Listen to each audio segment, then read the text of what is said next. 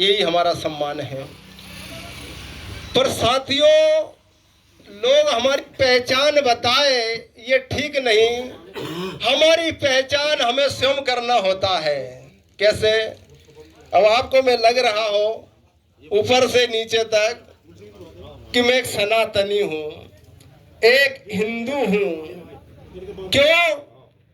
क्योंकि मैं बार बार चीज को दोहराता हूँ, क्योंकि हमारी संस्कृति जो है ये मस्तिष्क का तिलक है, ये गले का गमछा है, ये मुंह का मंत्र है, हमारी शिक्षा में धर्म है, मन में श्रद्धा है, और शस्त्र और शास्त्र इन हाथों में होना बहुत जरूरी है। क्योंकि हमारे परमात्मा ने जब निराकार से साकार रूप धरा था, दुर्गा, शिव, कृष्ण, राम, इन सभी ने शस्त्र और शास्त्र का सहारा लिया है। और वैसे तो इच्छाधारी थे, इच्छा अनुसार कुछ भी कर सकते थे, लेकिन आप और हम तो इच्छाधारी नहीं हैं, लेकिन हम उनके नक्शे कदम पे चल सकते हैं।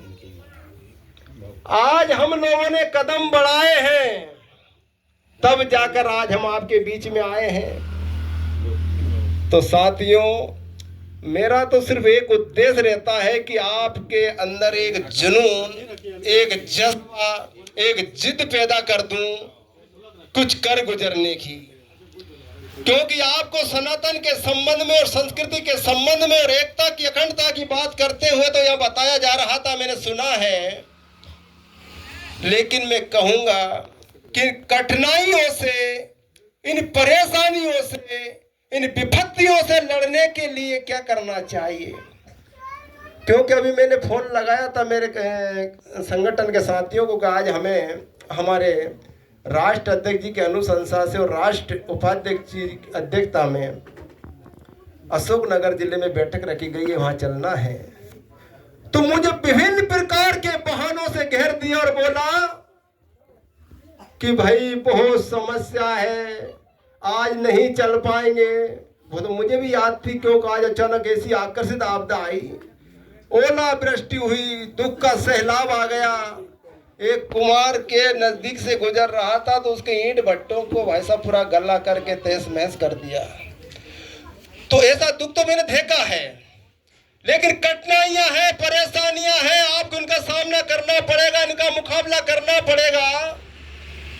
क्योंकि कठिनाइयां इस संगठन क्षेत्र में ही नहीं है, चाहे आप धंधे कर रहे हो, बिजनेस कर रहे हो, व्यवसाय कर रहे हो, नौकरी कर रहे हो, हर क्षेत्र में कठिनाइयां हैं।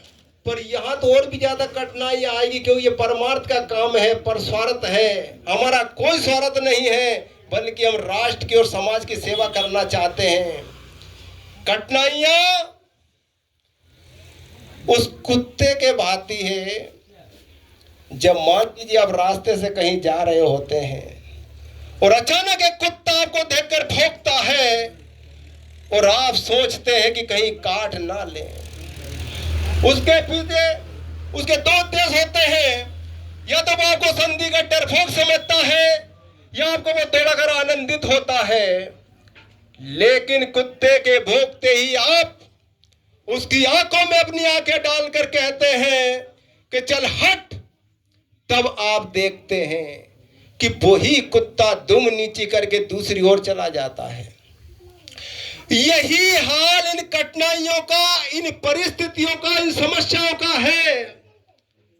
अगर ये आपकी जिंदगी में उत्पन्न हो गई है तो आपको घबराने की आवश्यकता नहीं है, क्योंकि ये कमजोर मनोबल वालों को तोड़ना चाहती है, उन्हें भयभीत करके उनके लक्ष्य से भटकाना चाहती है। यही इनका प्रमुख कार्य है। लेकिन 10% साहसी लोग इनसे लोहा लेने के लिए अपनी कमर कस लेते हैं, तो ये स्वयं ही घबराकर उनके मार्ग से हट जाती है।